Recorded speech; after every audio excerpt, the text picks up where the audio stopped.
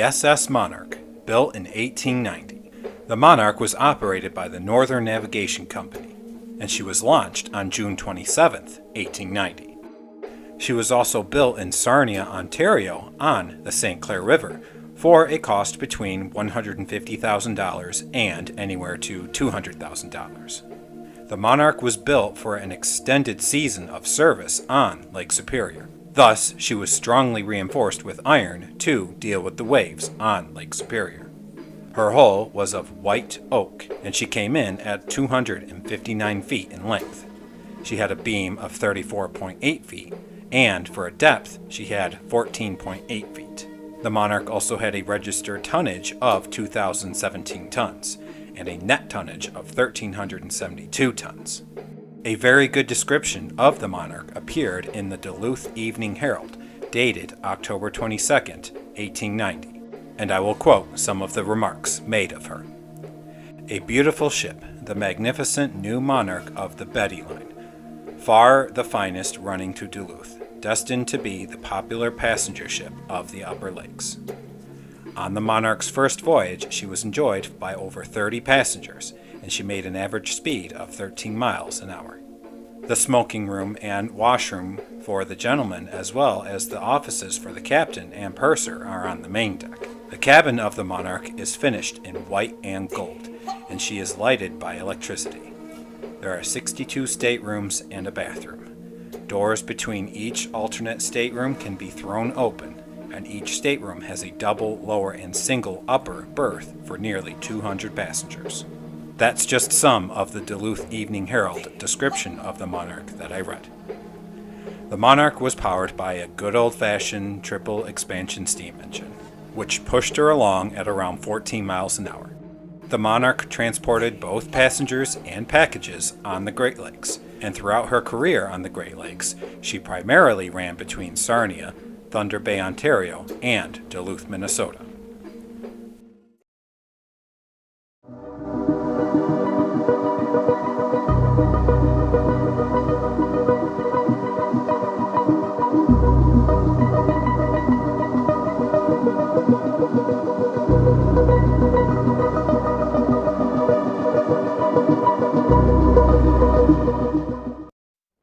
The final voyage of the SS Monarch would have been her last trip for the 1906 season, and, with this being said, was also not an uncommon thing for these Great Lakes ships during this time to also be lost on their last trip of the season. On Thursday, December 6, 1906, the Monarch was just finishing getting a load of cargo containing wheat, oats, salmon, and other general merchandise aboard her. The Monarch soon departed Thunder Bay for Sarnia. As the Monarch headed out onto Lake Superior for her route, she encountered a blinding snowstorm, thick with fog, snow, and blowing winds amongst the seas. Captain Robertson, for some reason, decided to change the ship's course off of her planned route into a different way. During the night on her course, however, the Monarch, at full speed, ran aground into the Palisade area on the north side of Blake Point on Isle Royale. The Monarch's engineer kept the engine engaged to maintain the ship's position on the shore of the rocks.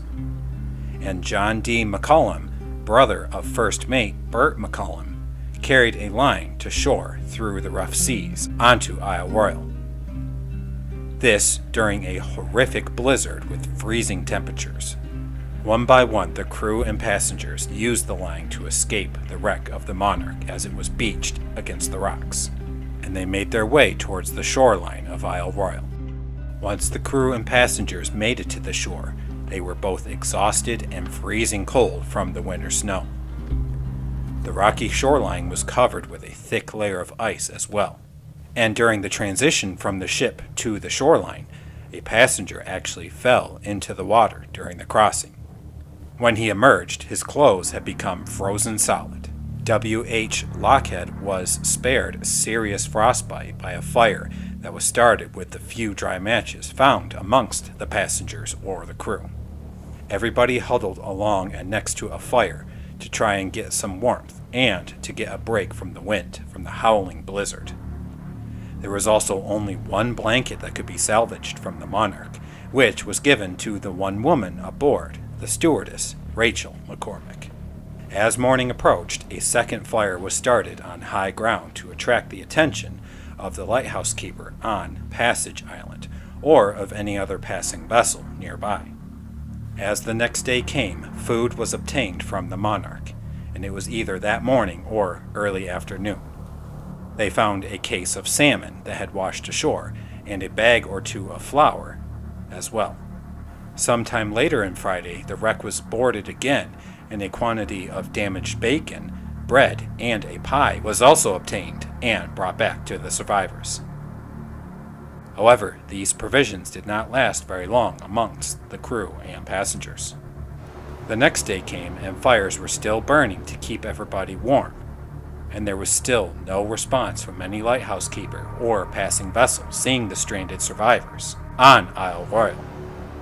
In total, the survivors of the crew and passengers from the Monarch spent a total of 4 days, both salvaging food from the wreck and just trying to keep alive throughout the snowstorm. However, they were finally rescued on December 10th, 1906. It is also worth noting here that one crew member or passenger did not survive, either because of the icy conditions or falling into the water. I'm not quite sure which it was, however, I do have records that say one person did perish in this event. As the Monarch was also grounded on the rocks, she eventually broke in two because of the smashing of the waves against her during the storm. The Monarch was a total loss of $100,000 for the vessel, and an additional $60,000 loss of the cargo aboard her as well. This was recorded as the largest single loss of the 1906 shipping season. After the 4-day perilous journey spent on Isle Royale, the survivors were taken aboard rescue tugs and their injuries were attended to, and they made it back safely and sound, with only the loss of one person. Today, most of the wooden wreck has actually disintegrated of the Monarch, although there are a number of large pieces that can still be seen. These large pieces of wooden wreckage are scattered on the bottom of Lake Superior at around depths from 10 to 80 feet. There is also a trove of Monarch cargo still lying on the bottom near the wreck, and there has been an approximate 85 dives made on her since 2009. That is the story of the SS Monarch. There's actually a lot more that can be read and learned on the official website, which I have linked in the description below. But there's plenty of passenger survivor stories to be told of what these people went through for 4 days on Isle Royale during this blizzard. I don't know if it was exactly the entire 4 days that the blizzard was going, but it was definitely for a good portion of it that these people had to survive with just the scraps of cargo that they were able to salvage from the Monarch and bring ashore and huddle together just to make it through the entire thing. I mean, at least they had each other. I'm not sure if the Monarch was actually fully loaded to full capacity with 400 people in total, whether that being half crew and half passengers, but I have to imagine that it was a considerable size of people that were on it.